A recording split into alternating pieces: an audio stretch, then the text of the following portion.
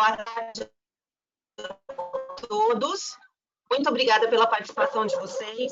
Gostaria de pedir pelos 10 minutos aí de atraso. Tivemos um pequeno problema técnico e então vamos dar andamento ao webinar no momento. Então, esse webinar é sobre delivery em tempos de crise, o que mudou. Vou fazer uma breve apresentação. Só um pouquinho, Grazi, que não está andando o meu slide.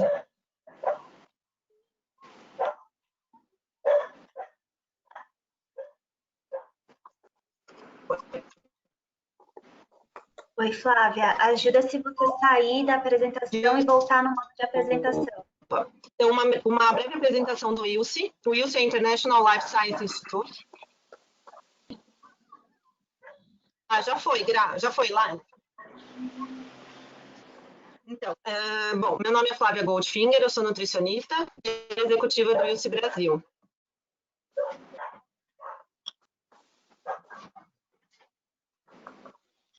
Não, eu acho que minha conexão está ruim, não está seguindo. Eu vou tirar o vídeo.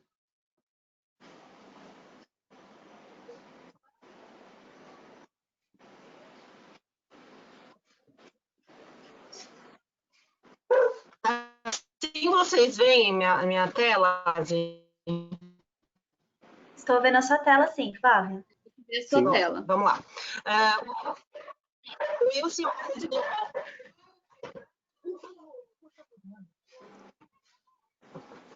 é uma rede global de cientistas, tanto do setor público quanto privado, em conjunto, em ambiente neutro, sob os mais elevados princípios de integridade científica, para gerar, analisar, comunicar a ciência necessária para melhorar a saúde pública e o bem-estar, bem como a proteção ambiental. O ILSI está presente em todo o mundo e hoje temos 16 filiais espalhadas pelo mundo. Trabalhamos identificando em conjunto os desafios regionais em temas associados à ciência da vida, unindo as capacidades técnico-científicas da indústria, academia e governo e favorecendo o impacto positivo na saúde pública e no meio ambiente. O ILSI tem também um compromisso com os Objetivos de Desenvolvimento Sustentáveis da ONU, onde todas as nossas atividades devem estar relacionadas com um desses objetivos. Todas as opiniões expressas nas conferências são de responsabilidade do palestrante e não refletem as do ILSI. E todos os palestrantes tiveram total liberdade para preparar sua conferência ou sua apresentação. Por favor, nos sigam nas redes sociais, então no site do ILSI Brasil, LinkedIn, no Facebook e também temos o ILSI no Instagram. O webinar de hoje é Delivery em tempos de crise, o que mudou. E algumas informações gerais. Então, vocês podem usar o chat para anotar suas perguntas. Se der algum problema com a transmissão, não se desconecte, que outra pessoa dará suporte na plataforma. E vou apresentar hoje o Dr. Carlos Nogueira. Ele é médico formado, ele é um dos coordenadores do webinar. Ele é médico formado pela Faculdade de Medicina da USP de Ribeirão Preto, mestre e doutor em pediatria pela USP, professor da Universidade Federal de São Carlos, com o título da área de atuação em nutrologia, é diretor do Departamento de Nutrologia Pediátrica e membro do Conselho Científico do ILSI Brasil. A outra coordenadora é a Tayana Trovão, que é engenheira de alimentos, responsável por assuntos científicos da Bonellis e diretora do ILSI Brasil. Esse webinar foi elaborado pela Força Tarefa de Estilos de Vida Saudáveis, cujo coordenador é o Dr. Mauro Fisberg. Então, passo a palavra agora para o Dr. Carlos e para a Tayana, que vão dar seguimento ao webinar. Muito obrigada e até logo. Olá, muito boa tarde a todos vocês. Espero encontrá-los todos com bastante boa saúde e bastante animados para esse webinar. Eu queria começar dizendo que a ideia por trás desse webinar é uma ideia bastante interessante, porque, tradicionalmente, o que nós fazemos é sair de casa para tomar um café da manhã, para almoçar, para jantar e para consumir esses produtos nos locais em que eles são produzidos. É lógico que essa lógica tem mudado nos últimos anos, com o delivery ganhando bastante força, mas ainda é bastante relevante, né, no nosso meio essa ideia, até pelo contexto social de a gente sair para comer. O que nós estamos querendo propor agora é conversar sobre as mudanças que esse período da pandemia trouxe para esse processo de se alimentar. Essa inversão em que, na verdade, a gente não vai atrás da comida, mas a comida vem atrás da gente. Nós somos procurados pela comida na nossa casa. Então, nós temos a oportunidade de discutir um pouquinho esses aspectos, e a ideia aqui é que a gente não tenha apresentações formais, mas que a gente faça, de fato, uma conversa, um debate entre os participantes, respondendo perguntas da nossa audiência. Tá? Nós vamos ter 4 pessoas que vão participar, dando as suas opiniões, e essas pessoas têm perfis que se complementam dentro dessa ideia do nosso webinar, né? Então, nós vamos começar falando primeiro de uma pessoa que produz o alimento, né, que tem uma instituição em que ela produz, ela faz esse alimento. Depois nós vamos falar com uma pessoa que é uma das responsáveis por uma das empresas que faz distribuição de alimentos para a população, entrega, delivery. Vamos falar um pouquinho da questão bacteriológica, da questão de contaminação e como que isso deve ser tratado nesse momento particular. Lógico que sempre é importante, mas nesse momento em particular, a relevância do adequado tratamento bacteriológico e de outros contaminantes na nossa alimentação. E, por fim, tudo isso que a gente compra, que a gente traz para dentro de casa, que é entregue para a gente na nossa casa, a gente consome, isso gera resíduos, isso gera, de uma maneira bem genérica, falando, um lixo que tem que ser adequadamente trabalhado para que não contamine o ambiente, para que seja descartado de maneira adequada. Então, a lógica dessa nossa conversa é exatamente essa. Nós vamos começar agora, e eu vou fazer a apresentação um por um dos nossos participantes. Eu vou pedir para que cada um deles, durante não mais que 5 minutos, fale um pouquinho sobre a sua experiência, sobre a sua inserção dentro desse webinar. Tá? Então, eu vou apresentar separadamente um por um, e terminada a última apresentação dos 4 participantes, a gente parte aí sim para o debate, para responder perguntas. Tá? Então, a primeira pessoa que vai conversar com a gente é o senhor Wagner Ferreira.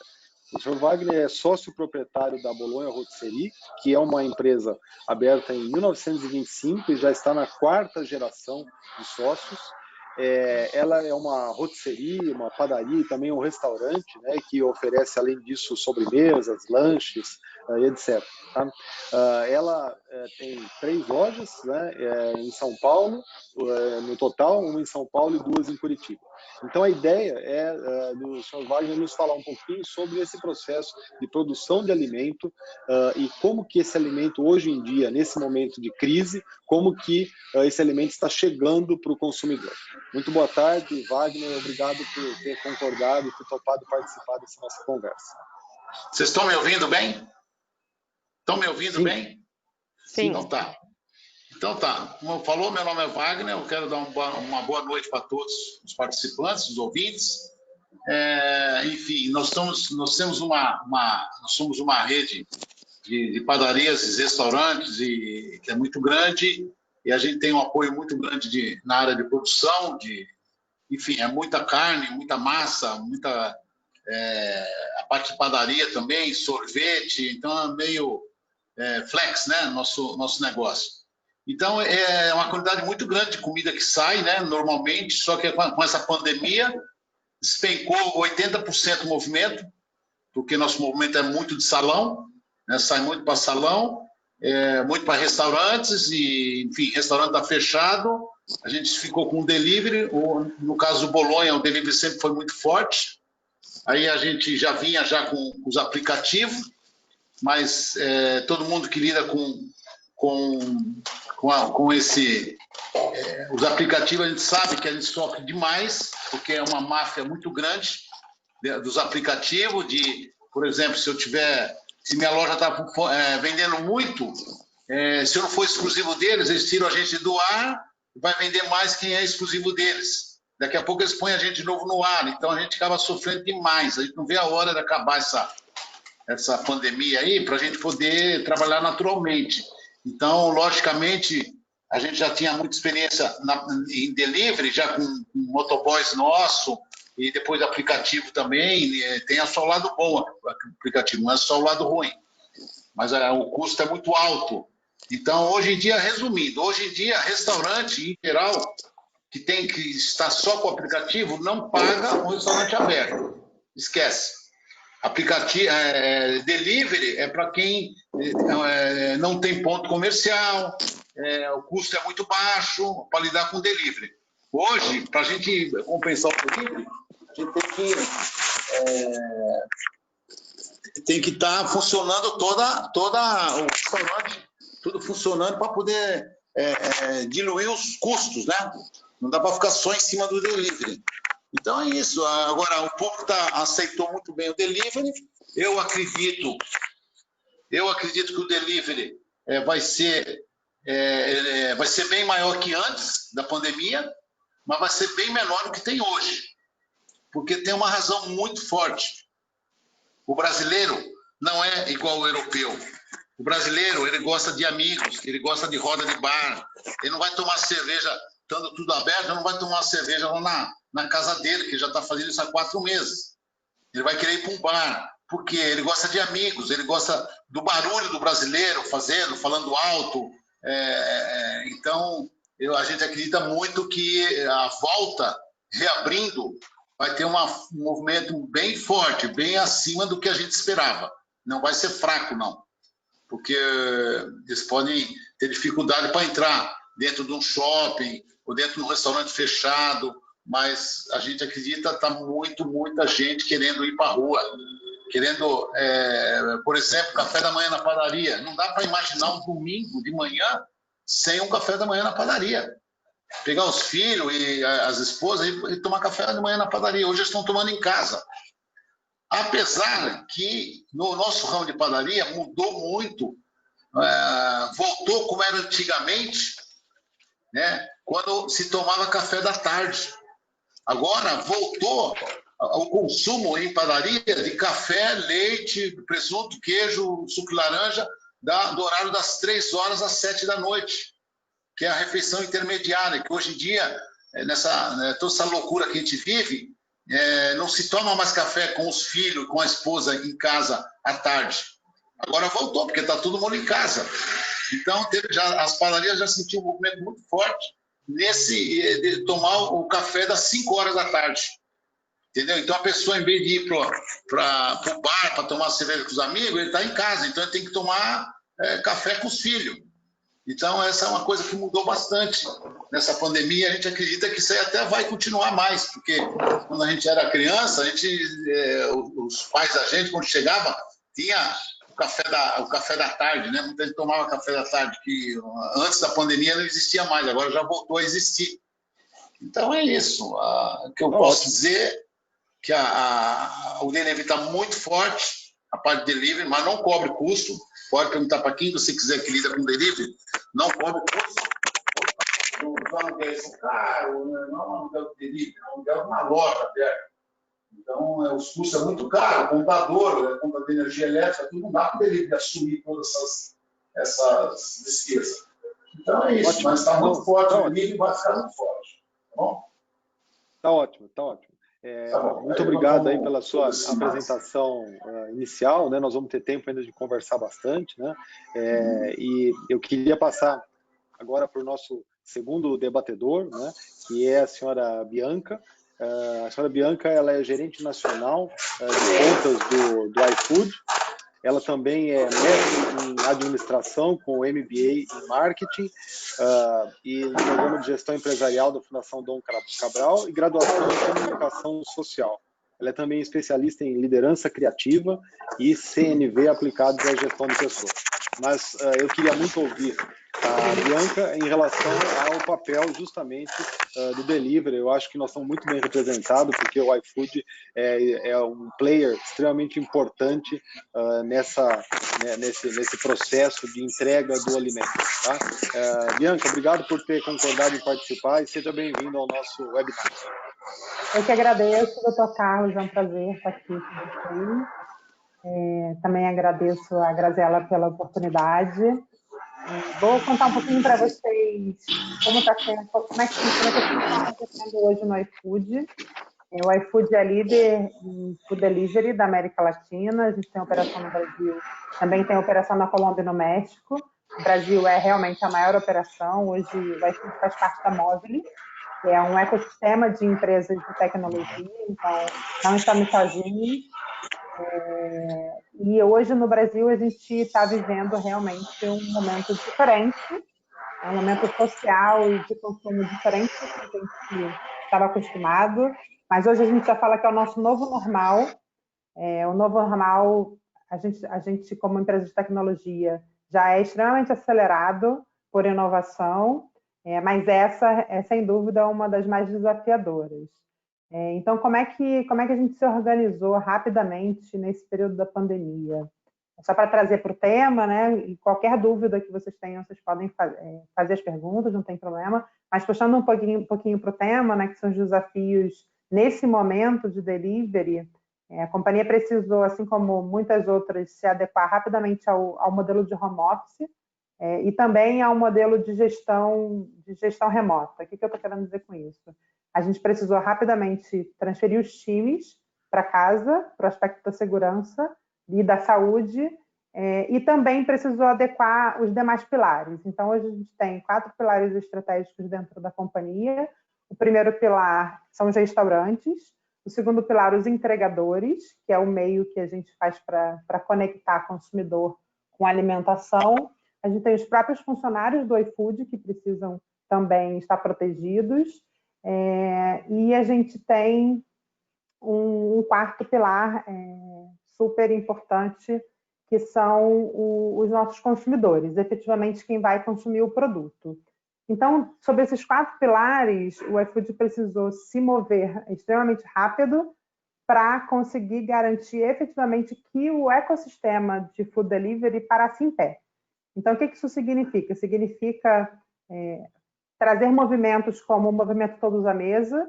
Então, a gente trouxe a Coca-Cola, a Copagás, a Unilever, através da Helmas, para sentar à mesa e discutir o que em conjunto a gente podia fazer pela sociedade. Então, o movimento Todos à Mesa é um movimento, basicamente, para ser bem generalista nesse momento, depois, se precisar, eu entro no detalhe, mas é um movimento onde a gente convida outros parceiros a contribuir para um momento extremamente delicado, socialmente delicado, onde a gente entende que também é papel do iFood contribuir para a sociedade.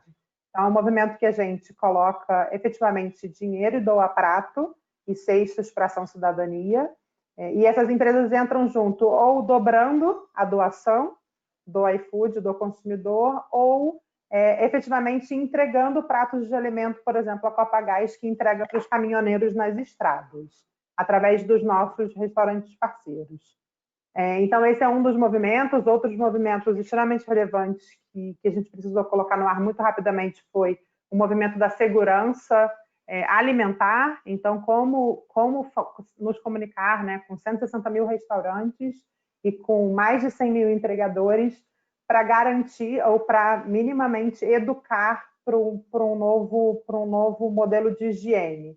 Então, com necessidade de uso de máscara, de álcool gel. Então, como suportar tanto doando esses produtos, mas também, fundamentalmente, como educar essas pessoas a rapidamente saírem de um modelo que eles estavam acostumados para um outro de higiene extremamente forte, que o brasileiro não estava tão acostumado, né? Eu até ouvi numa reportagem que o brasileiro toma muito banho, mas lavava pouco as mãos. Então, a gente também teve esse papel de conscientização e de educação. E dentre outros vários. Então, no pilar restaurante, rapidamente a gente investiu 50 milhões, que já virou 100 milhões, para antecipar dividendos, então antecipar faturamento, que o restaurante só receberia em 30 dias para 7 dias. E a gente teve outros parceiros também envolvidos para fazer com que todas essas ações fossem possíveis de ser implementadas tão rapidamente. Então, eu só trago um panorama um pouco maior do que falar de volume de vendas, porque efetivamente fazer com que e ajudar e suportar o ecossistema que depende dessa entrega faz faz tão sentido ou mais sentido do que aumentar o volume de vendas, né? Então, hoje eu preciso ter um entregador saudável na rua. Caso ele adoeça, eu preciso ajudá-lo através de benefícios para que ele consiga ficar em casa e se cuidar até ficar saudável. Assim como o restaurante, eu preciso ajudar o restaurante a ter subsídio ou a ter condições de se manter abertos, que é o que a gente está falando aqui. Então, tem uma série de iniciativas, depois a gente pode entrar dentro delas. Eu só queria trazer um pouco também do âmbito social e do ecossistema de food delivery, que é algo que muitas das vezes não fica tão perceptível, que a gente não fala tanto. Tá ótimo. Muito bem. Muito obrigado, Bianca. Eu acho que você deu um panorama amplo aí e estamos preparados para debater a seguir. Bom, em seguida eu quero chamar o nosso próximo convidado, que é o Dr. Roberto Figueiredo, e eu vou pedir licença para ele para chamá-lo pelo nome em que ele ficou nacionalmente conhecido, que é Dr. Bactéria, né? E o Dr. Roberto, ele é biomédico e consultor e é diretor da Microbiotécnica. E o convite a ele foi justamente para falar um pouquinho da questão da contaminação nessa cadeia, vamos chamar assim dessa nova cadeia, apesar dela não ser nova, mas ela hoje está muito mais presente do que estava antes, né? Desde a produção, o transporte e a utilização caseira. Muito obrigado, Dr. Bactéria, e seja bem-vindo ao nosso debate.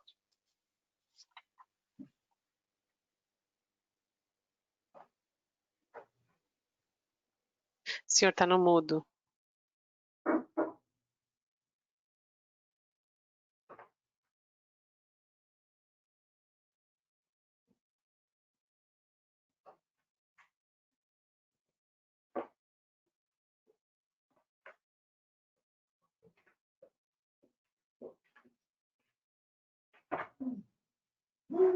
Já tiver seu som? Sim. Agora está me ouvindo agora? Agora sim. Que bom. Nossa Senhora. Você sabe o que eu descobri? Que eu mexo bem com bactéria, eu gosto de bactéria, trabalho legal com bactéria, mas sou péssimo na informática. Não.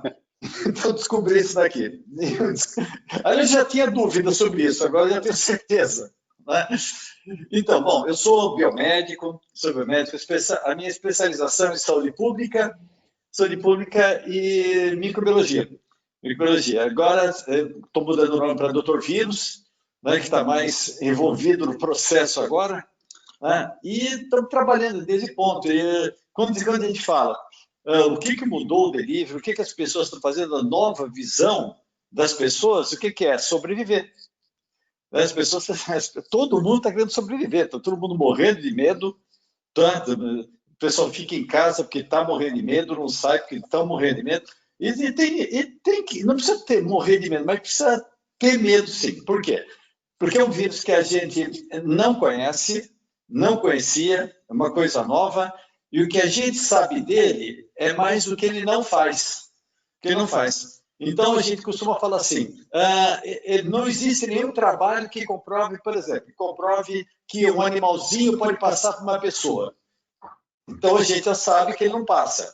Não existe nenhum trabalho, até agora, relacionado com alimentação que possa dar o Covid. Não tem nenhuma comprovação dele, nenhum trabalho que fale. Então, a gente já subentende que o alimento não pode passar o Covid. Não existe nenhum trabalho que fale que pode ser transmitido pelas fezes. Então, a gente subentende que as fezes não podem. Então, tudo é relacionado com o que ele não pode fazer, que nós estamos alimentando o conhecimento dele. Agora tem dois aspectos. Tem um aspecto que as pessoas já estão precisando voltar, muitas capitais já estão abrindo, não vamos discutir se teria hora certa, não seria hora certa, vamos discutir a realidade da coisa, que o pessoal está abrindo realmente, pessoas vão começar para shoppings e restaurantes, uma série de coisas. O que está sendo feito, o que está sendo indicado, a gente está trabalhando muito, eu estou trabalhando muito aqui, minha filha está trabalhando muito, para montar como receber as pessoas, escritórios, isso. Com relação a delivery, acho que cada ponto, inclusive eu sou do Conselho Regional de Biomedicina, sou conselheiro no Conselho Regional, sou da TV Record, que a gente faz muita matéria disso, né? E vai montar todo o esquema de delivery, quais são os perigos, quais são os riscos, né? E justamente nós vamos falar durante todo esse evento aqui, entrar em cada um desses itens que estão citados, né? Que eu queria mais falar para vocês que realmente a ideia das pessoas agora é sobreviver.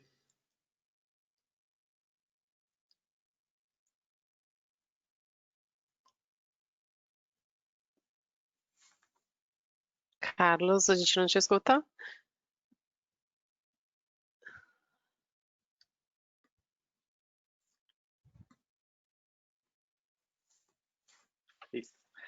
Que tinha sido desativado pela organização.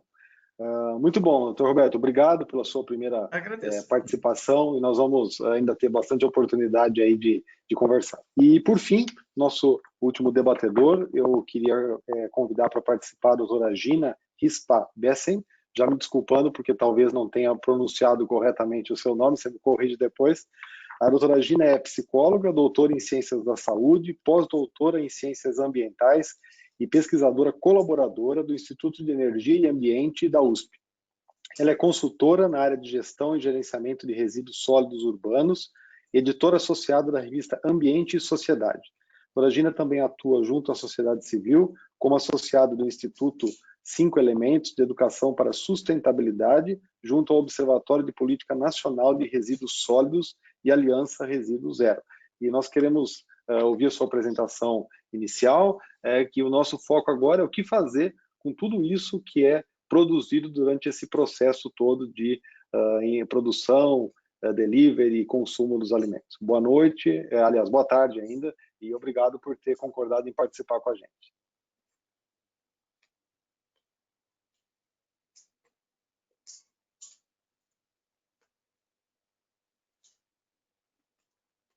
Acho que nós não estamos com o som da doutora Gina. Estão me ouvindo? A partir de agora, sim. Agora sim. Ah, tá, porque eu estava desativada. Então, agradeci, né, o convite. É um desafio pensar, né, nesse momento tão único que nós estamos vivendo e que nunca tivemos nenhum momento igual a esse. Pelo menos a nossa geração passar por uma pandemia dessa. E eu queria abordar especificamente a questão dos resíduos sólidos, né?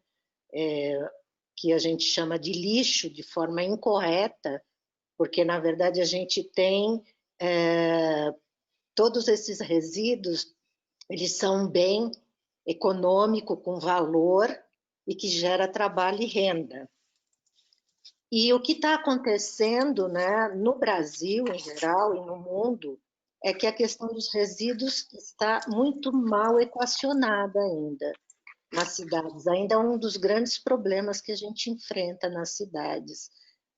Uma grande parte, mais de 40% do que a gente produz é enterrado ou é levado para lixões a céu aberto. Nós temos no Brasil mais de 3.000 lixões. E com essa pandemia, o que está acontecendo? Está mudando o perfil e aumentando a produção dos resíduos recicláveis, que a gente chama dos resíduos secos, e também dos resíduos orgânicos nas residências, né? Então, há uma mudança geográfica desses resíduos e do perfil também. E esses resíduos, eles,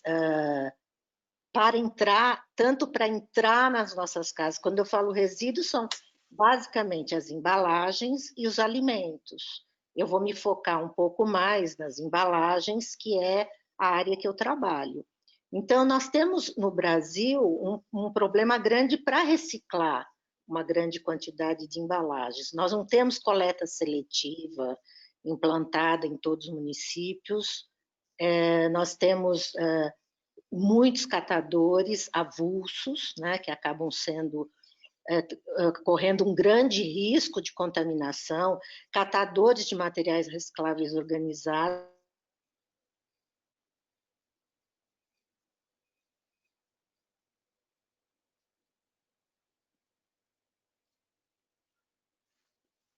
Doutora Gina, a gente parou de te ouvir. Nós perdemos o som.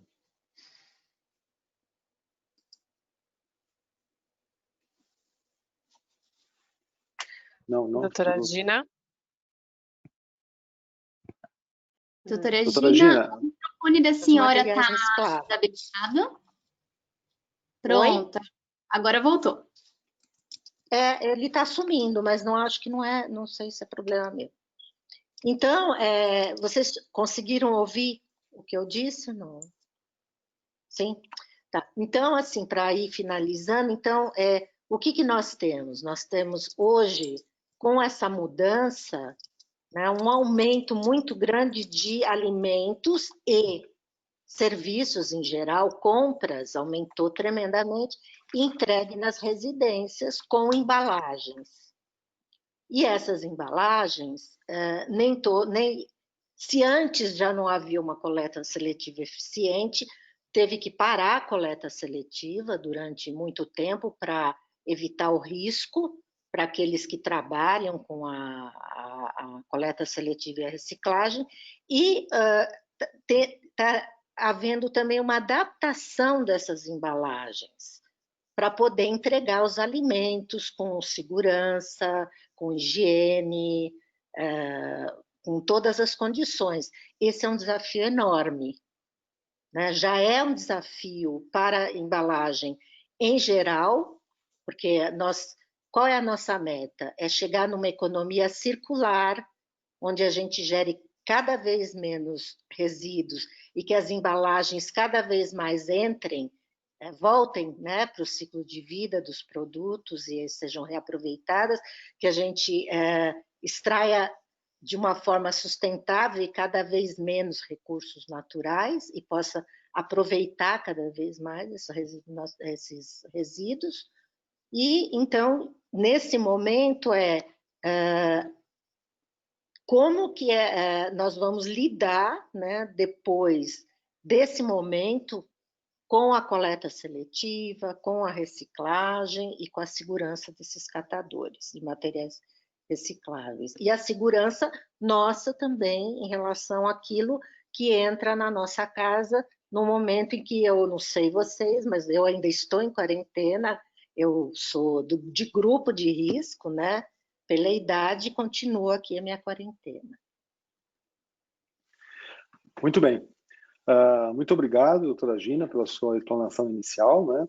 E agora, então, nós vamos abrir para conversar um pouquinho.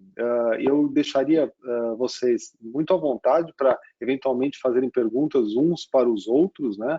Então, se vocês quiserem fazer um aceno e a gente já transfere a fala para quem quiser falar, para que vocês possam debater entre si e vai ser um prazer enorme a gente poder assistir a isso, mas nós também temos perguntas que estão vindo do pessoal que está assistindo ao nosso webinar e, quem sabe, perguntas nossas mesmo. Então, para começar a condução dessa próxima parte, eu queria convidar para entrar de vez na apresentação a minha grande e velha amiga Tayana Trovão, com quem eu tenho o enorme prazer de compartilhar a coordenação, e eu passo a palavra para ela, então. Tayana?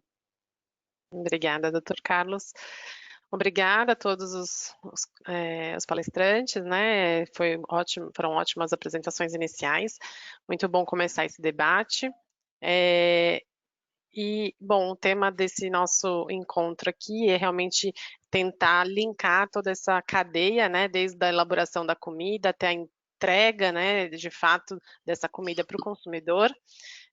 Os cuidados higiênicos que permeiam por essa cadeia e especialmente em casa, no recebimento dessa comida e também na geração de resíduos, né, do final aí dessa cadeia. Para começar o debate, eu vou fazer uma pergunta para a Bianca do iFood. Então, Bianca, em pesquisas alimentares que temos nos últimos anos, haviam duas formas de alimentação que indicavam os padrões alimentares. Geralmente era ou uma alimentação no lar ou alimentação fora de casa. Nos últimos anos, a gente já estava com esse aumento crescente do uso de delivery, né? Mas acentuou ainda mais agora na época da pandemia. Estamos agora com uma nova situação, que é a alimentação fora de casa, mas dentro de casa. né? Ou seja, a comida não é elaborada em casa, mas é consumida em casa. Vocês têm algum estudo que mostra a tendência do padrão de alimentação nos pedidos? Ou seja, algumas categorias de cozinhas e pratos que são mais pedidos, e se essa tendência mudou durante a pandemia?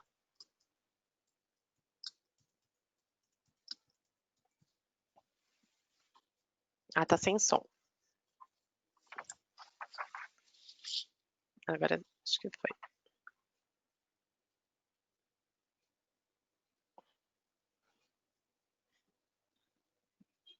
Consegue desmutar? Ah, agora dá certo. Agora sim. Obrigada, Tayana, pela pergunta. Essa é a pergunta líder, é a pergunta que eu mais ouço mesmo. E aí eu vou responder de algumas maneiras para conseguir tangibilizar a resposta. Como funciona? Hoje, o mercado de food delivery ele é um mercado com crescimento orgânico já há muitos anos.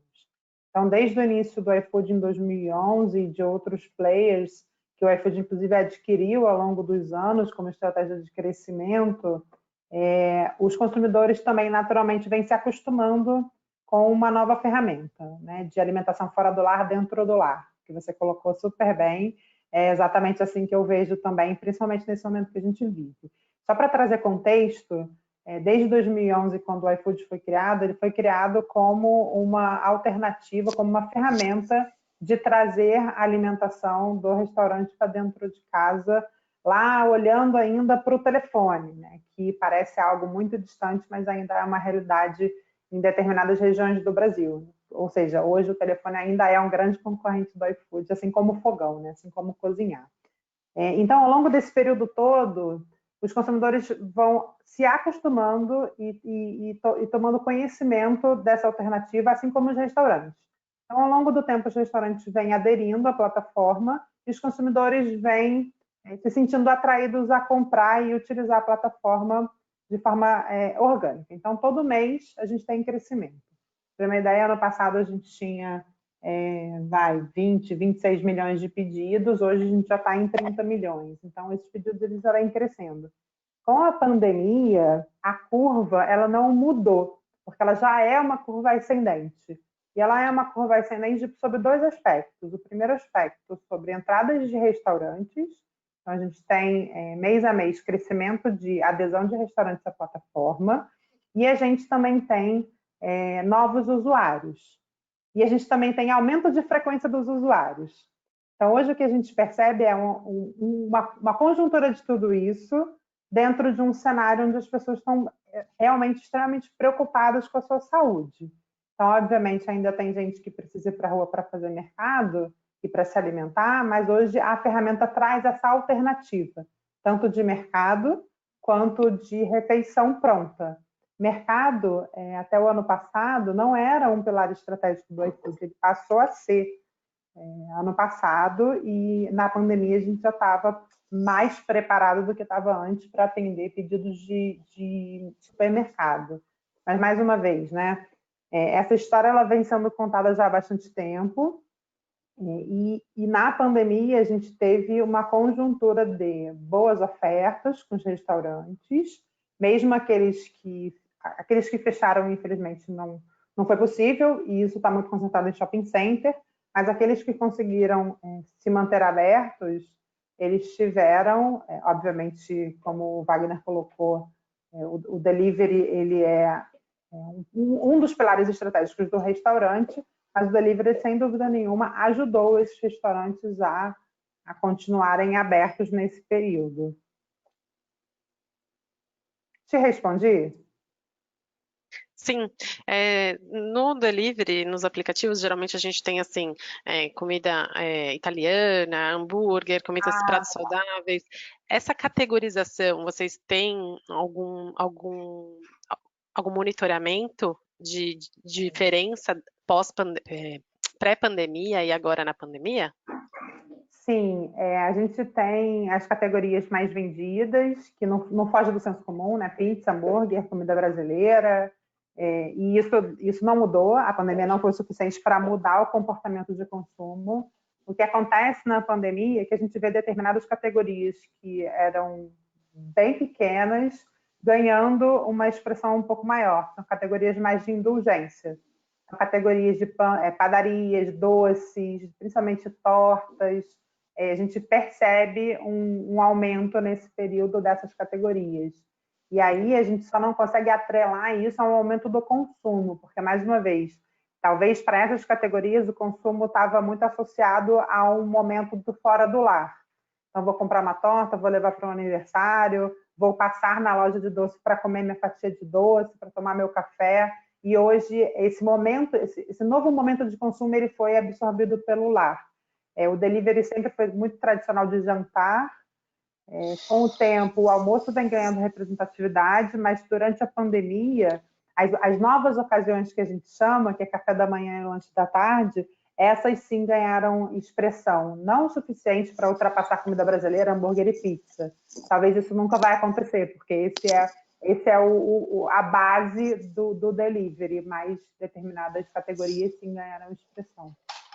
É super claro, obrigada, Bianca. Imagina. Uma pergunta para o Dr. Roberto. Oi. Dr. Roberto, quando recebemos entregas de comidas, ou de mercado, ou de padarias, as sacolas plásticas, elas podem ser higienizadas e reutilizadas? Isso é uma pergunta, porque aí também linkando com a doutora Gina, a gente está vendo uma tendência no descarte dessas sacolinhas plásticas, né? E aqui o que pode impactar aí numa maior produção do lixo, que em alguns casos é separado para reciclagem, mas a gente sabe que na maioria dos casos não. Então, qual é a orientação de higienização? Bom, deixa eu... primeiro... Oi. Só para completar a pergunta, temos uma pergunta aqui da assistência, que acho que se encaixa exatamente nisso, porque a pessoa pergunta o seguinte, como é que o consumidor deve receber esse produto? Né? Quer dizer, associado ao que a Tayana falou, da higiene específica das sacolinhas, né? Que é altamente relevante, mas como é que o consumidor deve receber? O que ele precisa fazer? Que cuidados ele tem que ter quando ele recebe do motoboy esse produto em casa? Tá, bom, primeiro vamos encarar o vírus como inimigo. É o inimigo nosso, né? Então, para você conhecer uma batalha, né? Vencer uma batalha, não tem aquele livro da guerra, aquele negócio, você precisa conhecer o teu inimigo. Primeira coisa, conhecer o teu inimigo e depois saber as armas que você tem. Né? Opa, o som desativou? Não, tá bom, tá bom. Tá bom, tá. Então, com relação ao vírus, né, escuta-se muito o seguinte, que o vírus ele vive 3 dias no inox, 3 dias no plástico, 1 dia no papelão. Né? Mas, primeira coisa, o vírus não vive porque ele não é vivo. Ele não é vivo, tá? Porque ele não tem célula.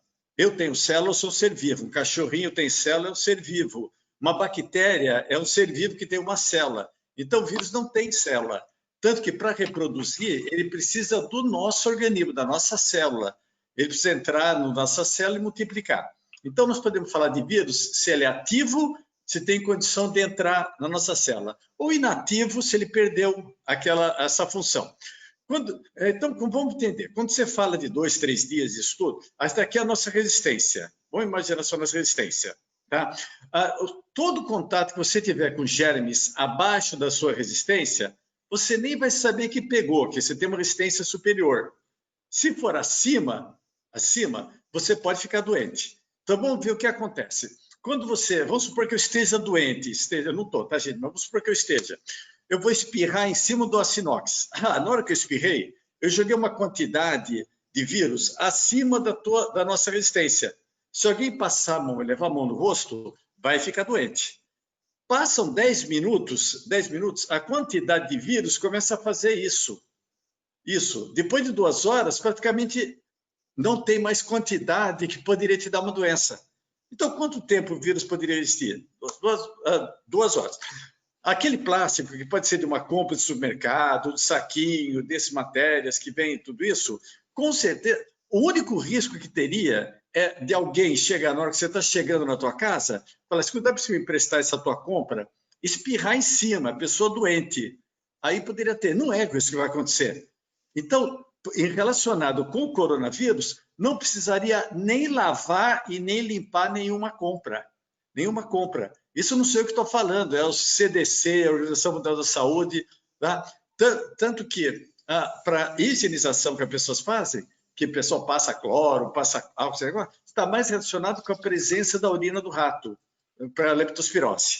Com relação ao fast food, tá vindo uma pessoa. Então, desde a compra, tudo que eu indico para as pessoas, comprar via aplicativo, para tentar não mexer com dinheiro. Se você pagar em dinheiro, você está arriscado a pessoa te dar dinheiro também. Então, se for pagar com cartão, passar álcool já no cartão, isso daqui tudo. Tem muita gente que está falando para quando o entregador chegar, que ela já tem, todo entregador tem que vir de máscara. Isso daqui é obrigatório, tem que vir de máscara. Muita gente fala para deixar a entrega no chão. Gente, alguém pode ter cuspido no chão. Tá? Então, se o local devia ter um local próprio, por exemplo, tem prédios que tem um local próprio para você colocar o alimento. A pessoa vai buscar, chega até na casa dela, o que ela faz? Já indico preparar uma soluçãozinha de 2 colheres de sopa de água sanitária por litro de água e já deixar nesse aspersor. Joga na caixa, não deixa as caixas de alimento sobre a mesa, tem muita gente que faz isso. Deixa na pia, faz essa desinfecção, passa um pano, depois desinfeta a pia, aí pode utilizar. Para alimentos, eu não indico, por exemplo, para pizza, que a pizza tenha rúcula, azeitona ou cebola, que são produtos que são colocados sem ter um tratamento térmico depois. A pessoa abre a caixa, joga com a mão e depois está pronto. Então, não indico. Outra coisa que eu não indico atualmente é alimentos crus. Por exemplo, sushi, sashimi, essas coisas assim. Né? Vai também, pode pedir coisas cozidas. O que a gente não pode esquecer é que a gente às vezes esquece que as outras doenças entraram de férias. A gente acha que as outras doenças entraram de férias, que agora só existe coronavírus, só existe Covid, isso tudo. Né? Então, para o fabricante, para a pessoa que produz, aqueles mesmos padrões de higiene. Por exemplo, não se pode lavar carnes, muito menos frango. Frango não pode ser lavado, não pode se lavar arroz, não pode se lavar ovos. Os ovos não podem ser mal passado ou semi-cru. O alimento não pode ficar mais de 2 horas à temperatura ambiente. Né? Então, são padrões. A higienização das hortaliças, a higienização das frutas. Né? Todos esses processos eles não podem ser esquecidos, mesmo que estamos numa pandemia. E temos que aliar tudo. Então, esse é o processo que as pessoas deveriam ter. Obrigada. Poderia comentar favor, também. Helena. Então, o que a gente tem sugerido para as pessoas, até em função de um grande desconhecimento do tempo, né, que o vírus permanece nas embalagens, existem estudos muito contraditórios. Agora, o próprio Dr. Roberto está trazendo uma informação que eu não conhecia, e eu acho que esse é o valor da gente trocar, né, e estar com colegas e ouvindo e aprendendo também. No caso, o que foi colocado pela Associação Brasileira de Engenharia Sanitária, em alguns documentos que foram produzidos, é que ele é um vírus persistente e que, portanto, quando você usa ou pega ou usa uma determinada embalagem, você lave a mão, né? A necessidade, essa que é a questão, não leve no rosto, lave a mão. E se vai separar essa embalagem para uma coleta seletiva, deixar 1 ou 2 dias estas embalagens num lugar específico para quase que fazer como se fosse uma quarentena desse material. Não entregar imediatamente essas embalagens, esses materiais, como uma forma até de prevenção à saúde daqueles que vão coletar esses materiais e que vão usar esses materiais. Então, essa é a complementação que eu faria em relação à sua questão. Tá. E só para complementar, tendo em vista do que eu falei, esses saquinhos plásticos, eles podem ser usados para cocô de cachorro, para passear, sem nada, que já se pensava realmente isso. Agora, só a gente, vamos ver em termos de histórico. O mundo todo faz perfeito de deixar parado de desinfetar, não faz. Na Rússia, na China, não faz. Nós não temos um caso em trabalhos escritos de pessoas que ficaram doentes relacionado com coronavírus, relacionado com alimentos ou com pacotes de alimentos. Tá? Não temos um caso sequer. Então, isso vem comprovar isso, que é indicado pelo CDC e pelo próprio. Inclusive, eu coloquei no meu Instagram, DR Bactéria Artificial, eu coloquei no meu Instagram um filminho do CDC, que eles citam como fazer compras de supermercados. A hora de tudo, a hora que chegam com as compras, eles falam assim, lave as mãos e guarde. Exatamente. Não tem nada relacionado com lave, limpe, isso daqui. E o CDC, a meu entender, é o órgão máximo em termos de conhecimento em microbiologia e controle de infecções no mundo. Inclusive, a própria Organização Mundial da Saúde, se você vai ver todos os trabalhos que eles têm, eles estão escritos assim, baseados em publicação do CDC. Tá? Então, eu acredito de pé junto neles lá. Obrigada, doutor Roberto, obrigada pela dica. Vamos assistir o vídeo no seu Instagram.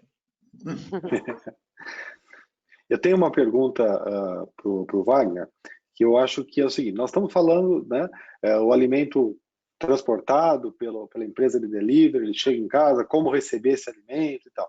Mas eu fico imaginando numa situação hipotética, né, que tudo isso foi muito bem feito, né? Então o entregador cuidou da embalagem, ele levou aquilo com muito cuidado, ele usou máscara, ele chegou, a gente já tinha pago, não tivemos contato com ele, ele nos entregou dentro de um saquinho, dentro do saquinho vem uma caixinha, dentro daquela caixinha vem lá um frango xadrez, ou vem lá um nhoque, ou o que quer que seja. E aí eu abri aquela caixinha e comecei a comer.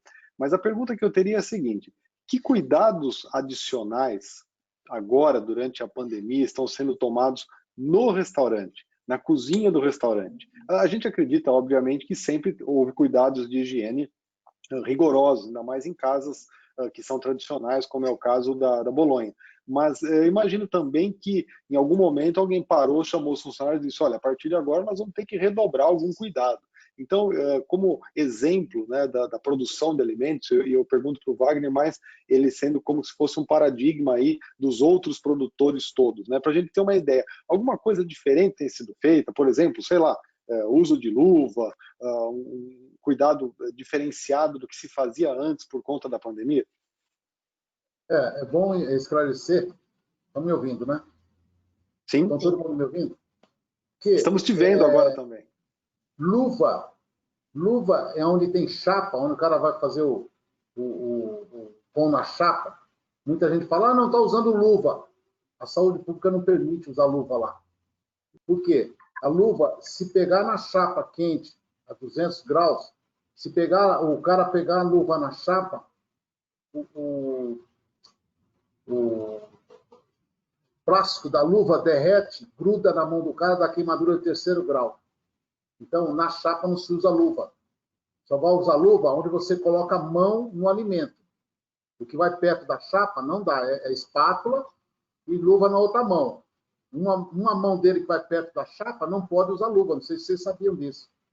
A fiscalização sanitária não permite, porque tem vários acidentes que aconteceu com esse tipo de trabalho. Bom, o Bolonha já está numa fase de 8 anos que nós reformamos o Bolonha. O sócio do Bolonha, eles são uma rede muito grande, que é do São Manuel, São Antônio, que tem o Graal, tem os América, tem um monte, a churrascaria Barbacoa, tudo. Então, a gente tem um cuidado muito grande na alimentação. O Bolonha já entrou com chefes bons, nós já estamos fazendo tudo, a maioria das coisas foi no processo de subida de alimento. Então, ele é cozinhado a 70 graus por pernil. Toda noite o forno fica inteiro com pernil, fica fechado dentro do forno a 70 graus a noite inteira. No outro dia é colocado no gelo, embalado a vácuo e não tem mais bactéria, não dá para, ele fica na geladeira, não precisa congelar. Então esse processo de subida foi muito intensificado no Bolonha. Aí luva, máscara, álcool gel, tudo isso foi muito também intensificado tudo nessa pandemia. A gente já tinha um cuidado muito grande com fazer os produtos. Agora, com a pandemia, duplicou o cuidado. Então, tem pia para todo lado, para os funcionários lavar a mão, na entrada de cada produção, lava a mão. A gente sempre orienta, falando assim, ó, lavar a mão bem lavado com sabão, o doutor Roberto pode confirmar, lavar a mão bem lavado com sabão vale mais do que o álcool. E se ele tiver com a mão suja, passa na mão lá, passa o álcool, aí a coisa vai ficar ali. Então, o que acontece? Então, a gente incentiva muito lavar a mão, tá? Quer passar álcool, depois passa. Então, a gente acabou fazendo uma coisa muito grande. E na parte, nós temos restaurante e padaria. Padaria Saint-Germain já é mais uma padaria, mas também tem restaurante. Então, a gente nunca se preocupou em ter sacola. A parte do Bolonha, sim, porque a gente transportava muita comida, tem que ter sacola. Saint-Germain, não. Então, com a pandemia, a gente tirou aquela sacolinha branca e colocou a sacolinha de papel, onde tem um fundo quadrado, onde cabe mais no machuca os alimentos. Então, hoje está saindo tudo em sacola plástica. Todas as padarias já estão aderindo, tirando a sacolinha plástica e colocando a de papel. Então, essa veio para ficar, não tenha dúvida nenhuma. Então, é isso. O Bolonha, ele faz, por exemplo, frango. Quando você falou que não podia lavar frango, o Bolonha tem 95 anos de idade. A pessoa que faz o frango lá, que vai temperar o frango, ela coloca dentro de uma cuba grande, aquele monte de frango que vai no final de semana. Então, ela lava por dentro, lava por fora, para tirar o gosto da geladeira. Isso ela faz há mais de 30 anos. E o frango famoso, do Bolonha é famoso. Lava por dentro, lava por fora, aí passa os temperos dele, o sal cheio de erva lá, e depois vai ficar 2 dias marinando dentro da geladeira. Não vai direto para a máquina. Fica lá guardadinho dentro da geladeira, depois que vai para o espeto e depois vai para a máquina. Máquina de assar frango, que é um frango que se vende muito. A gente chega a vender 600 frangos no final de semana normal, faz 600 frangos lá. Então, você imagina a rotatividade que tem. Então, a gente procurou sempre manter a higiene na fabricação de tudo. O funcionário não pode descer nada por escada, tudo tem elevador de carga, onde todos os produtos saem, tudo é elevador de carga, nada por escada. Então, vai ajudando, é só uma série de fatores que vai somando, né? Vai somando. A própria salgadinho, hoje, antigamente, quando a gente pegou o Bolonha, ficava 100 salgados no balcão. Agora não, agora fica meia dúzia, 8, 10, e depois a gente vai fritando na hora para o cliente. Frita na hora e o cliente já come quente, ou leva para casa quente. Então, é assim que a gente... Mas é uma série de fatores que a gente foi melhorando, né, com o tempo, e agora com a pandemia melhoramos mais ainda, então acabou ficando lá no que a gente faz. E a gente replica para as outras casas, né? Tá bom? São medidas mais restritivas que todos estão adotando agora nessa situação de pandemia, né? Inclusive de boas práticas de fabricação. Para colaborar aqui com a discussão, recentemente a Anvisa publicou notas técnicas sobre boas práticas de manipulação, fabricação e manipulação de alimentos. Então, todos os estabelecimentos estão seguindo, né, essa norma técnica. Nota técnica, e a outra que é de uso de luvas e máscaras em estabelecimentos de área de alimentos, como o senhor Wagner comentou, quando deve usar, quando não deve. E a última, recente, foi publicada uma nota técnica, inclusive com orientações específicas para os estabelecimentos de delivery, de atendimento direto ao cliente. Então, só para contribuir. E aí eu emendo uma pergunta para a Bianca, que chegou aqui. Só fazer só um último comentário sobre a luva. Bem claro. Uma coisa engraçada que está acontecendo na produção, que na loja, quem é o nosso maior fiscal é o cliente. Qualquer coisa que um funcionário fizer errado na loja, o cliente mesmo, ele já posta na internet, a gente fica sabendo, o internauta fica sabendo primeiro que a gente. E a gente poder consertar. Mas na produção, também, na loja, na produção está acontecendo uma coisa engraçada. Todo mundo de máscara, é que nem assim, ninguém fuma. Se alguém fumar, esse é o cara errado. Né? A máscara está acontecendo a mesma coisa. Está todo mundo de máscara. Se tiver um funcionário sem máscara, ele já é repreendido pelo colega. Não precisa nem falar. Então, fora isso, nós temos câmaras na padaria em todas as lojas nós temos câmera 24 horas, a gente vê à noite se os padeiros da noite estão usando realmente máscara. Mas eles já se acostumaram tanto que já não conseguem mais ficar sem máscara. Entendeu? Uma porque para ele é melhor, porque ele, por exemplo, fica ali perto do forno, uma máscara, ele protege mais a respiração dele do que ali no forno respirando aquele calor. Então, é isso que o engraçado está acontecendo assim. Eles mesmos estão se fiscalizando. Sim, uma autorregulação, né? É muito legal essa parte. As pessoas estão ficando mais conscientes, né, senhor Wagner? Com certeza, certeza. Que bom. Clientes também, né? Bianca, uma pergunta que chegou aqui para a gente pelo chat é que há aparentemente uma dubiedade entre usarmos os aplicativos ou não, tendo em vista aí o custo versus os produtores locais.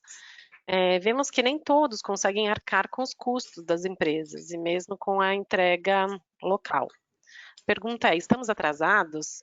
Será que o delivery é a nossa nova forma preferencial de comida em casa no futuro? Legal, sim. Hoje, para vocês terem uma ideia, né, de contexto, trazendo um pouquinho todas aquelas iniciativas que eu mostrei, né, mais de 20 iniciativas, o fundo de 50 milhões, que depois virou 100 milhões, ele foi majoritariamente destinado para os pequenos, né, para as lojas pequenas. E rapidamente a gente mudou no app e a gente colocou um banner para valorizar os pequenos restaurantes locais. Então, para vocês terem uma ideia, hoje o iFood é composto 80% pelos restaurantes pequenos. É uma amostra da sociedade, né? Hoje a gente tem um grande contingente de restaurantes pequenos, de pequeno porte, um espaço mais intermediário, que a gente chama dos local heroes, daquelas marcas que são grandes, mas são locais, e a ponta da pirâmide, que é onde eu fico dentro do iFood, que eu gerencio, que são as contas nacionais. As contas nacionais, elas são poucas marcas e muitas lojas, mas hoje, de fato, o iFood é construído através da base da pirâmide, que a gente chama de long tail, que são os restaurantes pequenos, os restaurantes de bairro. O que a gente fez na virada da pandemia foi dar destaque para eles e também investir uma grande parcela do fundo em ajudá-los a se manter dentro da plataforma. Muito bem. Eu queria fazer uma pergunta agora, mas eu não vou dirigir especificamente a alguém. Talvez a Bianca pudesse começar, mas eu imagino que todos possam colaborar. Eu moro aqui em Ribeirão Preto, portanto, somos caipiras aqui do interior. E aqui no interior, muito antes de ter Covid e de ter iFood, o que a gente fazia quando queria comer era pegar um negocinho assim de marmita, que vinha 5 ou 6 marmitinhas de alumínio, a gente higienizava em casa, né, deixava ela limpinha, a gente levava na marmitaria, deixava lá, ia buscar depois, ou esperava eles encherem aquelas marmitas, e depois trazíamos para casa. Então, pelo menos, os utensílios, né, onde aquilo é acomodado, a gente garantia a higienização. E era uma coisa muito, muito tradicional isso, né? Depois chegou um período que se começou a fazer um precursor, talvez, do iFood, que ia um motoqueiro, buscava essa marmita em casa, levava e depois ele trazia ela cheia, né? Eu queria ouvir de vocês, talvez começando pela Bianca, se o iFood não pensa em fazer isso, né? Porque, veja, eu garantiria uma parte razoável da higiene desse processo todo, porque o próprio consumidor estaria higienizando o seu material. Depois, eu olhando aqui para a Gina, eu imagino que isso diminuiria muito a quantidade de resíduos, né? Olhando para o Dr. Roberto, eu também penso que a higienização pudesse ser melhor. E olhando para o Wagner, eu imagino que ele poderia, já que é uma empresa que tem quantos anos aí de mercado, talvez resgatar uma tradição antiga que bastante bacana, né? Que é da pessoa levar lá a sua marmita, aquilo enche e leva para casa de volta. Então eu queria ouvir vocês um pouco sobre isso. Legal, doutor Carlos. Me fez me lembrar também que eu sou do Rio de Janeiro, mas eu sou de Niterói, e de um bairro específico, né, mais afastado do centro, sou da região oceânica, e lá a gente fazia muito isso. Levava a nossa própria Pirex para que o restaurante fizesse a comida e a gente levasse para casa. Sobre essa ótica específica, a gente não tinha pensado, então um bom ponto, vou levar. Mas a gente tem outras alternativas que a gente trabalha hoje, que é um pilar do iFood, interno do iFood, que se chama iFood Shop. e lá dentro é pensado muita questão de embalagem, de resíduos, de descartáveis ecologicamente responsáveis, biodegradáveis. Então, eu tenho uma área, sim, que pensa nisso, não dessa forma estruturada, como você colocou, que eu achei bem legal, me fez ter boas lembranças. Vou trazer esse ponto. O legal de trabalhar numa empresa de tecnologia que a gente efetivamente pode propor inovação, mas sim existe uma preocupação em principalmente recomendar materiais melhores para os restaurantes trabalharem, tá? Então, ainda é uma área em desenvolvimento, mas tem algumas marcas que já compram embalagem direto desse pilar do iFood Shop. São embalagens de papel, embalagens que deixam bem menos resíduo. Inclusive as sacolas, algumas sacolas que a gente faz como propaganda, né, que a gente destina ao ponto de venda, são sacolas também biodegradáveis de papel. Eu queria falar sobre isso, porque na minha infância, nós íamos para Santos e também a gente comia de marmita, né? Ia na pensão, trazia marmita, comia, então assim, mas essa é uma revisitação que nós estamos fazendo em relação a muitas embalagens, né? Porque nós abandonamos os retornáveis, né? Que isso uma marmita é isso, né? Você devolve e mesmo uma garrafa que você tomou o conteúdo e você vai e devolve para os descartáveis. E nesse sentido, eu queria fazer duas colocações. Uma que eu acho muito legal, né, que o Wagner colocou aqui, a Bianca também, eu percebi um aumento significativo de uso de sacolas de papel nas entregas de delivery. Praticamente todos os deliveries que eu peço aqui em casa têm vindo, nenhum vem em saco plástico, todos vêm em sacola de papel, o que eu acho que é um grande avanço, né, em relação ao uso de recipientes para entrega. Tem uma questão, por exemplo, eu recebo minha cesta de orgânicos semanais. Antes da Covid, ela vinha e eu retornava ela.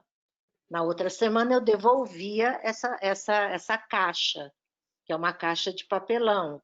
Com a Covid, eles passaram a não querer receber de volta. Então, eles deixam para descartar. Mas, segundo o que o Dr. Roberto colocou, não haveria necessidade disso. Poderia estar retornando, pelo que eu entendi, até confirmando com o Dr. Roberto, não teria problema se a gente devolvesse. E só por último, o aspecto negativo que eu acho do delivery que eu senti foi também muita entrega em isopor. Então, o que acontece com o isopor? Embalagem de isopor. Ela é reciclável, só que no Brasil...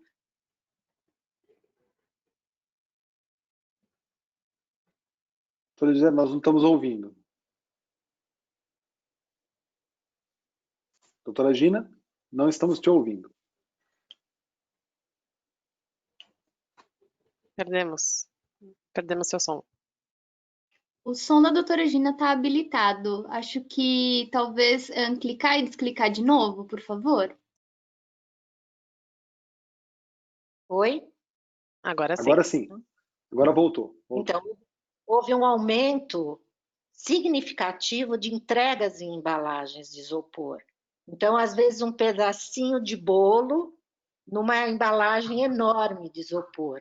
Então, eu acho que esse é um aspecto negativo, mas dá para observar vários aspectos positivos também no delivery. No aspecto higiênico, né, vamos falar assim, fica complicado, seria aceitável fazer isso caso o restaurante lavasse novamente esses utensílios. Sabe por quê? Porque fica difícil. Por exemplo, vamos supor que, não falando de coronavírus, que não teria realmente problema, mas tem outros tipos de germes que dão doenças alimentares. Tem outros tipos. Então, de repente, um utensílio, ele não foi bem limpo, até eu também me lembro desse marmito, eu também faço parte do grupo de risco. E, por sinal, sou de Ribeirão Preto. De Ribeirão Preto também. Ah, né? legal. Então, essas marmitas, de repente, se elas não forem bem higienizadas, elas podem ter algum germe causador de doenças alimentares que pode passar para o alimento. Aí a pessoa pegando uma doença, nunca ela vai falar que foi culpa que ela não higienizou direito. Ela vai falar o quê? Que foi a comida. Foi a comida.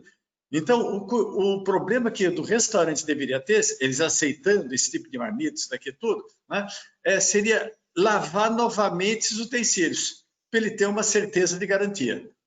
Aí poderia fazer.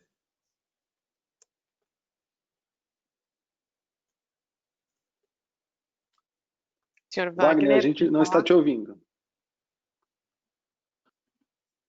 Wagner, nós não estamos te ouvindo. Está ouvindo agora? Agora sim. Está ouvindo? Agora sim. Tá ouvindo? Sim. Agora sim. Então, eu sou meio complexado com embalagem, né? Sempre, é que nem eu falo assim, se você tomar um chopp, uma cerveja, num copo de requeijão, é uma coisa. Você tomando uma taça de cristal, muda completamente o sabor, né? Isso qualquer um que toma cerveja sabe. Apesar que é gostoso tomar num copo de requeijão, mas se tomar num copo de cristal, toma um vinho num copo de requeijão para você ver a diferença. E o Bolonha já está se juntando com a CEPAM, com a Galeria dos Pães.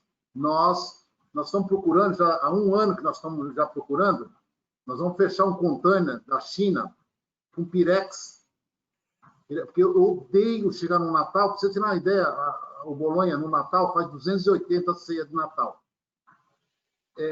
E tudo é montado naqueles marmitão grande, aqueles gigantes de 5 quilos, o peru, enfeita peru, com farofa, tudo em cima da marmita, mas eles fazem isso há mais de 40 anos.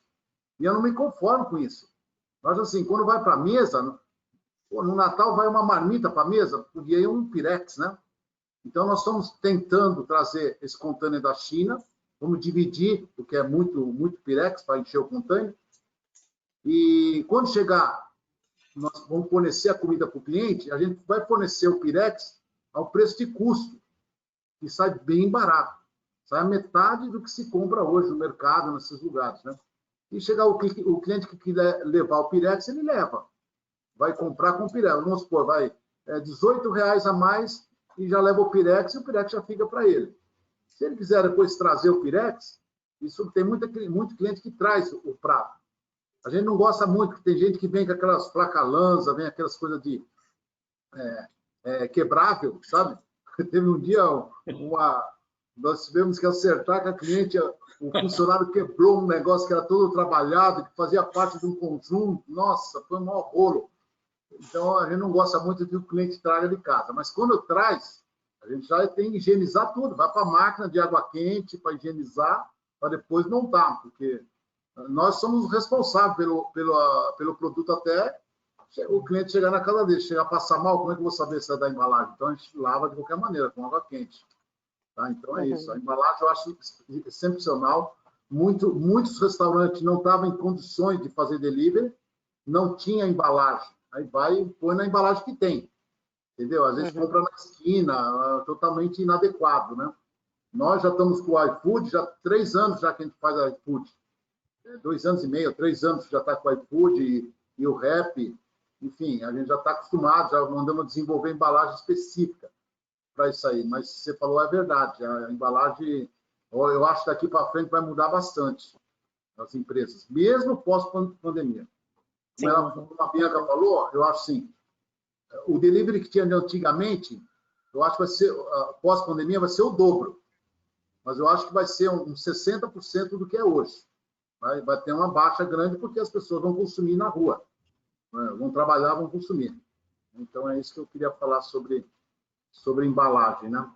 Depois eu quero falar sobre a sobrevivência do nosso ramo agora na pandemia. Tá? Se quiser, eu já emendo. Vamos fazer assim? Eu tenho uma última pergunta aqui do chat, e aí depois a gente pode passar uma rodada de considerações finais, cada um com o seu setor, para a gente fazer a finalização do evento. Tudo bem? Tudo bem. Então tá, a última pergunta é para a doutora Gina. A pergunta que veio é: o lixo é um problema de saúde pública e ambiental muito sério e pouco discutido pelas autoridades. A maior parte dessa informação chega ao público por meio de influencers e para um nicho muito específico, que tem interesse em ser mais sustentável. Existem propostas de políticas públicas para lidar com os resíduos orgânicos de uma cidade? É possível um sistema de compostagem municipal?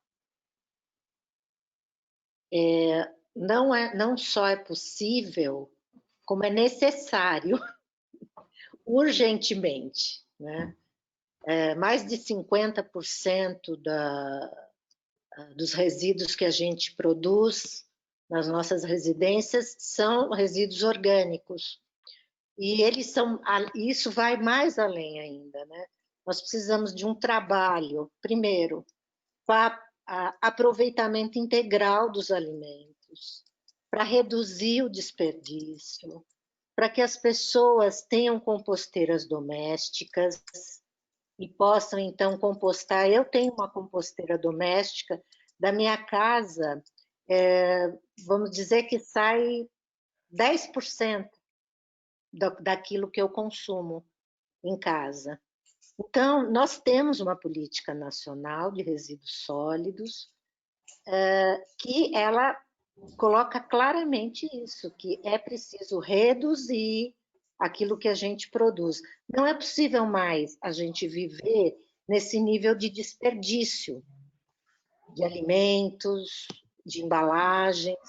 Tem que ser cada vez mais racional, tanto do ponto de vista econômico, como do ponto de vista ambiental e também do social. É muito importante a gente envolver os catadores de materiais recicláveis. Eu sou uma ferrenha defensora do trabalho dos catadores, organizados e não organizados, mas que precisam estar envolvidos nas nossas políticas de resíduos sólidos. E nós, infelizmente, a gente só no Brasil composta 3% de todo esse resíduo orgânico que é produzido nas residências. Então, de quase 200 mil toneladas diárias produzidas no Brasil, coletadas nas residências, só 3% é compostado. Então, nós precisamos urgentemente de conscientização, precisamos que a política nacional de resíduos sólidos seja assumida e implementada, tanto pelos governos municipais, como pelos cidadãos, por todas as organizações.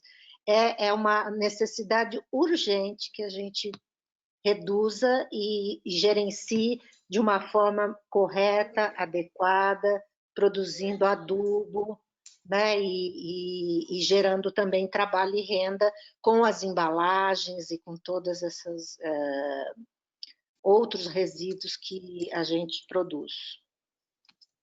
Obrigada, doutora Gina. Bom, então agora para finalizar o evento, eu vou pedir para que cada palestrante fale assim em poucas palavras, por favor, porque a gente também já tem um tempo aqui limitado para a gente finalizar. Então, em poucas palavras, comentar no seu setor como você acha que vai ser esse novo normal pós-pandemia. Por favor, Bianca.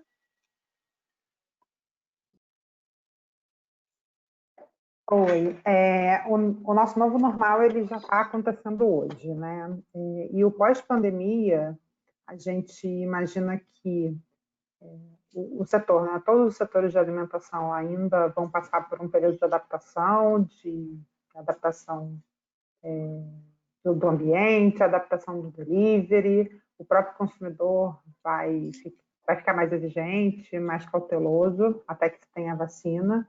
Então, hoje, quando a gente fala de curto prazo, a gente fala de uma semana, e planejamento de longo prazo, a gente fala de um mês.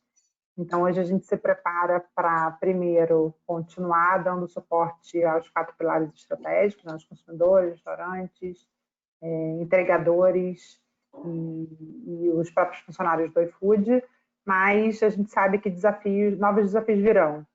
E a gente também está pensando em soluções para eles, né? Soluções para o momento que o salão voltar e que a gente também deverá continuar tendo uma responsabilidade e se voltar esforços para que o consumo se mantenha e ainda mais, né? Que esse consumo cresça no curto prazo. Obrigada. Senhor Wagner? Oi, está me ouvindo? Sim. Então, eu queria dizer desde o começo, que eu pensei, assim, o nosso ramo, eu falo de padarias, por exemplo, e restaurante, porque nós temos eu sou diretor de marketing do Sindicato da Indústria de Panificação. Nós temos 1.400 padarias associadas na capital de São Paulo e na Grande São Paulo, em volta. Tem 5.000 padarias, então, quer dizer, eu sei dizer muito bem o que está acontecendo com as padarias e também muito restaurante. Eu também tenho um restaurante. São dois pilares hoje que já está uma quebra muito grande no nosso ramo, principalmente de padaria. Não é tanto, porque a padaria de periferia está lotada, pessoal direto consumindo lá, porque o funcionário está na periferia. E eu vou dizer uma coisa, nós temos um total de, deixa eu ver, contar Curitiba e São Paulo, dá uns 320 funcionários por aí. Tinha, né? Agora foi embora. Quem pegou, não temos nenhum que pegou coronavírus trabalhando, porque uns foram afastados, outros foram reduzir a carga horária. Quem está em casa direto, temos, no total, tem uns 8 funcionários que pegou corona, todos afastados de 3 meses. Quem está trabalhando não pegou coronavírus. Com medo, né? Luva, todas aquelas coisas. Mas eu quero dizer uma coisa, quem só não quebrou 80% dos restaurantes por 2 motivos. Um foi o governo federal, que segurou o salário dos funcionários em casa, que nunca aconteceu isso em nenhum plano, mas isso aí foi essencial para não ter a quebradeira, o desemprego 10 vezes maior do que teria hoje. O governo federal bancando essas políticas públicas. Não é financiamento. Financiamento não chegou para a gente. Isso aí que vocês veem na televisão é tudo balela. Que chegou mesmo, só foi financiamento de folha, alguma coisa. Mas ele segurou o cara lá, na casa dele, pagando lá o seguro-desemprego, isso foi essencial e deu para a gente. E nossos 20% que sobrou, o que salvou chama-se iFood, Rappi e as nossas entregas com os motoboy próprios. Mas os aplicativos foi excepcional no nosso ramo de comida, levou a comida dos restaurantes, padaria, levou para o consumidor que não sai de casa. Então, esses 2 pilares nós temos que agradecer. O iFood, eu acho que nunca teve uma oportunidade tão grande, nunca vai ter outra, né? Porque, se Deus quiser, mas ele evoluiu bastante, deu muita... nós temos padaria. Tem muitos donos de padaria de periferia que ele nunca ouviu falar do iFood, do Rappi, pra você ter uma ideia. Isso no começo. Agora, estão todo mundo trabalhando com o iFood e Rappi.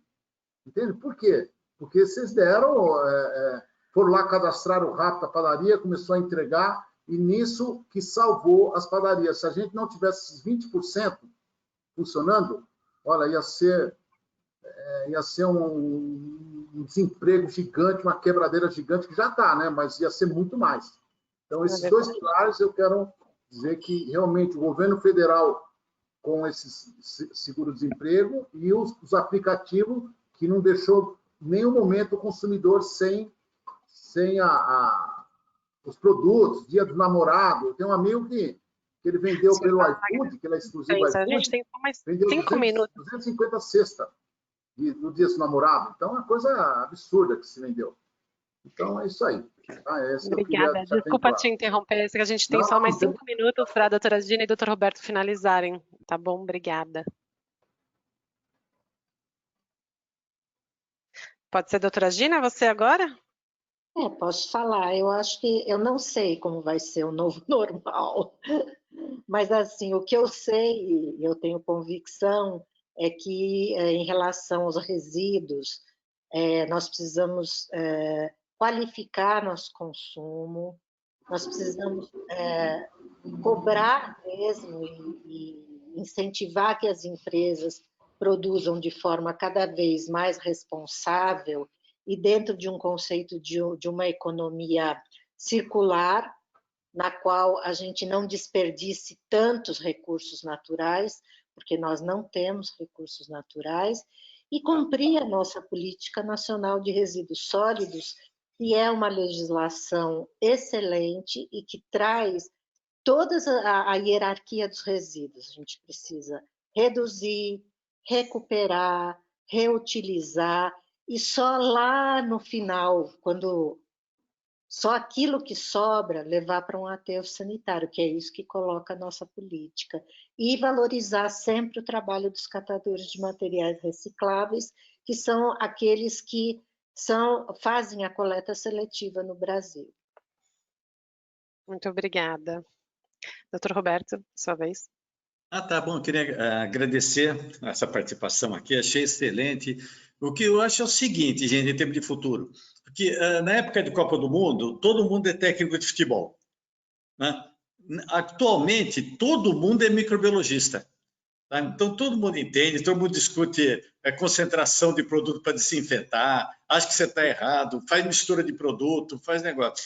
Então, nós estamos criando atualmente uma geração higiênica. A molecadinha está brigando com o pai porque ele espirra errado, porque não está usando máscara. Então, a molecadinha já está isso daqui implantado na cabeça. Então, vocês podem ter certeza que, com relação à higiene, a higiene virou moda. Tá? Dificilmente vai sair da moda. Então, as pessoas já se preparem, todo mundo, que só vão sobreviver os bons, porque a exigência de higiene vai ser cada vez maior. Obrigada, é verdade. Doutor Carlos, suas palavras. Muito obrigada a todos.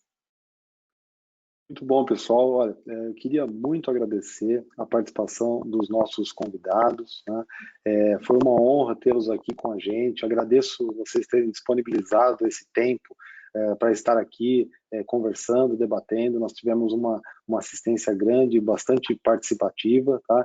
E eu acho que o debate foi feito dentro, de fato, daquilo que nós nos propusemos a fazer. Vamos também agradecer ao Wilson por ter nos proporcionado esse espaço tão interessante de discussão, né? E agora eu passo a palavra para a Flávia, para que ela faça o encerramento oficial do evento. Muito obrigado, gente. Boa noite. Boa noite. Olá, boa noite a todos. Estamos te ouvindo, Flávia. Eu gostaria de agradecer, em nome do Wilson, a participação dos... Não estão me ouvindo? Estamos. Estão te ouvindo? Então tá bom. Eu não consigo colocar a câmera porque o limite já está... São 6 câmeras abertas, por isso que eu não liguei a câmera, tá? Mas eu queria agradecer a todos os palestrantes, as pessoas que puderam comparecer. Muito obrigada por vocês terem esse horário para nos agraciar com essa ótima apresentação. Gostaria de agradecer também aos coordenadores, Dr. Carlos e Tayana, pela excelente condução do webinar, e agradecer também às pessoas que nos ouviram e que entraram no webinar e que tiveram a disposição de ficar até o fim. Muito obrigada. Amanhã teremos outro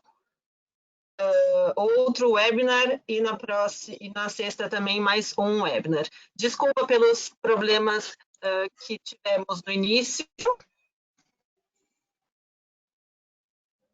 desse webinar em relação à demora, ao atraso, e muito obrigada a todos e uma ótima noite. Obrigada. Boa noite. Boa noite. Boa noite. Boa noite.